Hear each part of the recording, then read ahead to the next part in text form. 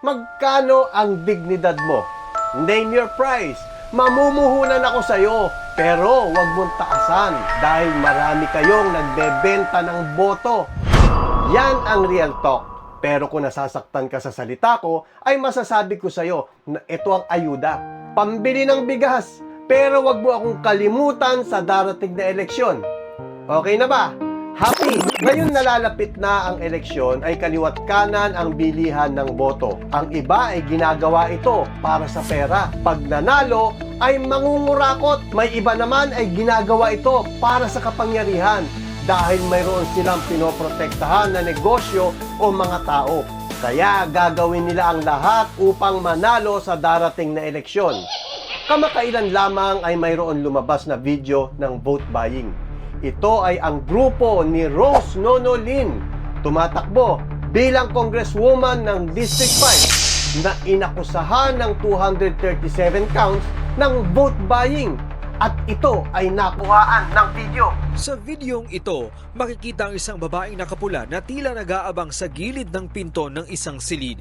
Maya-maya, isang babaeng nakaasul na dumaan palabas ng silid ang inabutan ng papel ng babaeng nakapula. Nang makalayo-layo sa kwarto, mapapansing may ipinasok ang babaeng nakaasul na parang maliit na papel na kulay dilaw sa kanyang bag. Sa isa pang video, makikita ang pagtanggap ng brown envelope ng kumukuha ng video. At sa ilang litrato naman, makikita ang mga brown envelope na may lamang 500 piso at laminated card na may litrato at pangalan ni Rose Nonolim na tumatakbo bilang Quezon City District 5 Representative. Sa pagkakaalam ko, itong si Rose Nonolin ay sangkot di umano sa Parmali. At siya din yung isang umaga na lang nagising. Mayroon na siyang Lexus na sasakyan na worth 8.8 million na nakalagay sa kanyang pangalan nung kasagsagan ng corruption sa Parmali. Sana all may Lexus!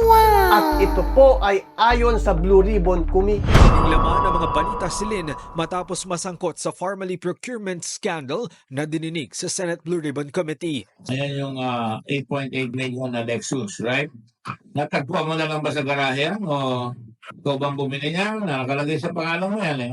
Natagpuan ko po yan sa garahe po namin. Dahil hindi po ako mahilig sa sasakyan. Okay na po sa akin basta po tumatakbo at may masakyan po o papunta po sa opisina. Kaya maging ang issue sa Parmali iniugnay ng mga petitioner sa kanilang reklamo. Di dapat ito magpatuloy.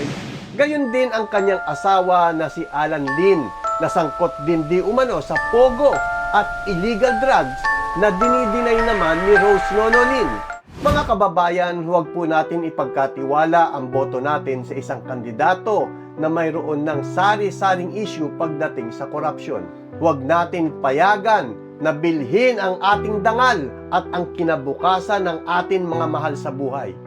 Pwede ninyong tanggapin ang ayuda na ibinibigay sa inyo dahil yan ay pera din ninyo. Pero huwag ninyong iboboto ang korap na mga kandidato.